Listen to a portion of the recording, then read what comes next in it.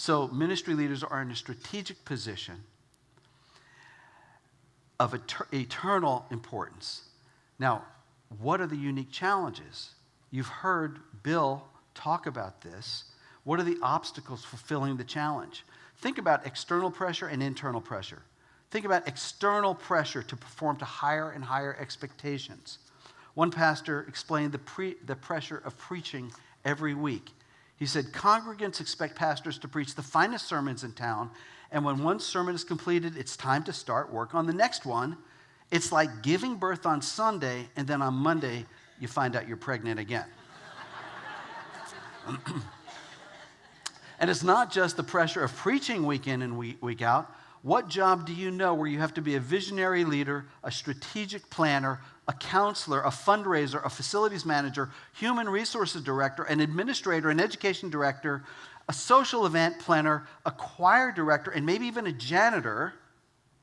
And then, if that were not enough, you get put on such a high pedestal that you must fail because you can't live up to it, or you become a scapegoat for all the problems when it doesn't go right, or both. And we have this consumeristic, materialistic culture that's leaked into our churches. And so there's huge demands put on ministry leaders to be the best and produce the results the quickest. So sometimes churches are run like corporations out of corporate boardrooms rather than hospitals for sinful, broken people, right? Pressure to produce. But here's the truth. The fact is, when you work with people, it's slow. When you do soul care and shepherding, it's frustrating. It's disappointing. It's confusing. You have to be patient. It requires perseverance, and it requires wisdom. See, ministry leaders are called to work with people who are both hurting and demanding. People who have deep needs, sometimes dark secrets that you have to hold in confidence. Pastors are often the first responders in hospital rooms where people are sick or dying, counseling a victim of abuse, or doing a funeral. Have you ever thought about that traumatic stress that you carry in those situations? Primary stress, secondary stress. And sometimes the same people who you're sacrificially ministering to become the same people who turn around and do what? Betray you or gossip about you. See, ministry leaders live their lives in a fishbowl. They have a target on their back from well-meaning people who don't really get all the pressures that you're under. So sometimes it feels like you're being nipped to death by ducks or at risk for being devoured by sharks. It's intensely demanding, right? 24/7. Many times it's thankless work, constantly sacrificing to serve others. Now, those are just the external pressures. What about the internal pressures? Internally, right? Most pastors I know are really highly motivated, highly intelligent, very conscientious, but they tend to be perfectionistic. And at the same time, they can be very insecure inside and anxious, wondering, do I measure up? Do I have what it takes? That leads to anxiety, a sense sometimes of dread, a sense of not doing enough.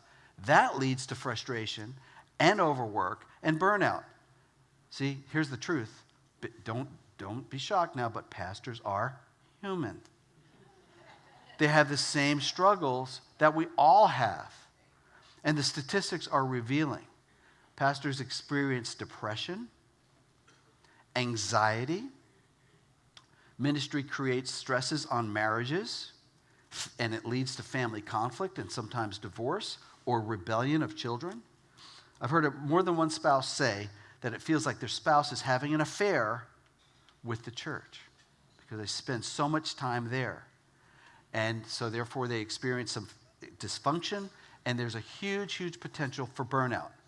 Now, lest you sit there and think, well, these are just modern problems. No. Just read the book of Timothy, 2 Timothy, 1 Timothy, Titus. Timothy was confronting the same kinds of problems, multiple levels of stress, conflict, and problems. Paul talked about doctrinal disputes, fear and timidity, pressure to water down the gospel, personality disputes, betrayal of pastors by busybodies, by friends, exhaustion of caring for the flock, having to be ready in season and out of season. Ring a bell for those of you who've read it? These are not modern problems. These are biblical problems. See, the sad truth is ministry leaders have to contend with all the problems everybody else does, but they have to do it usually in isolation, alone, because they're caught between this rock and a hard place. If they allow other people to see what they're going through, if they reveal something going on internally, a struggle, what happens? I'm looking at some of you pastors, you know, you get judged or you get fired. And that's why so many people hide. They're in isolation, they hide and isolate, right? Which leads to masking over issues and then ultimately medicating to get some form of relief. And sometimes that takes the form of adultery or financial impropriety or porn or other addictions, the very things that get you disqualified.